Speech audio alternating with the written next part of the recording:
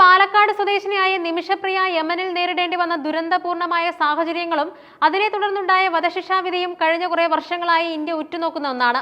യമനിലെ നിയമവ്യവസ്ഥയിൽ കൊല്ലപ്പെട്ടയാളുടെ കുടുംബത്തിന് പ്രതിക്ക് മാപ്പ് നൽകാൻ അധികാരമുണ്ടെന്നിരിക്കെ തലാലിന്റെ കുടുംബം സ്വീകരിക്കുന്ന കടുത്ത നിലപാട് നിമിഷപ്രിയയുടെ ജീവൻ രക്ഷിക്കാനുള്ള ശ്രമങ്ങൾക്ക് വലിയ തിരിച്ചടിയാകുന്നുണ്ട്.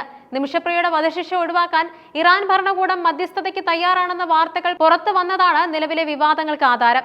ഇതിനോട് അതിരൂക്ഷമായാണ് കൊല്ലപ്പെട്ട തലാലിന്റെ സഹോദരൻ അബ്ദുൾ ഫത്താഹ് മഹ്ദി പ്രതികരിച്ചത്.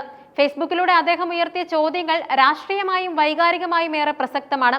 ഈ കൊലപാതകം നടന്നത് ഇറാനിലായിരുന്നെങ്കിൽ നിങ്ങളുടെ നിലപാട് എന്താകുമായിരുന്നു എന്ന മഹ്ദിയുടെ ചോദ്യം ഇറാന്റെ നയതന്ത്ര ഇടപെടലിനെ പ്രതിരോധത്തിലാക്കുന്നുണ്ട്. ഒരു വിദേശ രാജ്യം മറ്റൊരു രാജ്യത്തെ ക്രിമിനൽ കേസിൽ ഇടപെടുന്നത് നീതിയുക്തമല്ലെന്നാണ് അദ്ദേഹത്തിന്റെ വാദം. ശിക്ഷ നടപ്പാക്കുന്നത് വൈകിപ്പിക്കുന്നത് ഇരയുടെ കുടുംബത്തിന്റെ അവകാശങ്ങൾ കവർന്നെടുക്കുന്നതിന് തുല്യമാണെന്നും അദ്ദേഹം വിമർശിച്ചു. 2017 ജൂലൈ 25-നാണ് യമനിലെ അൽ ബൈദയിൽ തലാൽ അബ്ദു മഹ്ദി കൊല്ലപ്പെടുന്നത്. നഴ്സായി ജോലി ചെയ്തിരുന്ന നിമിഷപ്രിയയ്ക്ക് സ്വന്തമായി ക്ലിനിക്ക് തുടങ്ങാൻ തലാൽ സഹായ വാഗ്ദാനം നൽകിയിരുന്നു. എന്നാൽ പിന്നീട് തലാൽ നിമിഷപ്രിയയെ ചതിക്കുകയായിരുന്നുവെന്ന് പറയപ്പെടുന്നു. നിമിഷപ്രിയയുടെ പാസ്പോർട്ട് തടഞ്ഞുവെക്കുകയും അവരെ ക്രൂരമായ ശാരീരിക മാനസിക പീഡനങ്ങൾക്ക് ഇരയാക്കുകയും ചെയ്തതായി കോടതിയിൽ മൊഴികളുണ്ട്. പീഡനങ്ങൾ സഹിക്കവയ്യാതെ രക്ഷപ്പെടാൻ വേണ്ടി തലാലിന് അമിത ഡോസ് മരുന്ന് കുത്തിവെച്ചതാണ് മരണത്തിന് കാരണമായത്. തുടർന്ന് മൃതദേഹം കഷ്ണങ്ങളാക്കി വീടിന് മുകളിലെ വാട്ടർ ടാങ്കിൽ ഒളിപ്പിക്കുകയായിരുന്നു. ഈ ക്രൂരതയാണ് കേസിനെ ഗൗരവകരമാക്കിയതും യമനിലെ കോടതി വധശിക്ഷ വിധിക്കാൻ കാരണമായതും.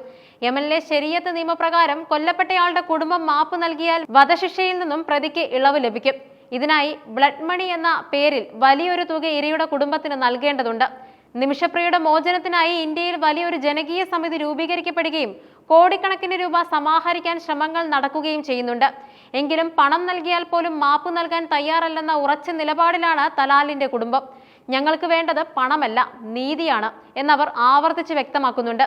ഈ സാഹചര്യത്തിലാണ് ഇറാന്റെ ഇടപെടലിനെതിരെ അവർ രംഗത്തെത്തിയത്. ഇന്ത്യൻ വിദേശകാര്യ മന്ത്രാലയം ഔദ്യോഗികമായും അനൌദ്യോഗികമായും നിമിഷപ്രിയയുടെ മോചനത്തിനായി ശ്രമിക്കുന്നുണ്ട്.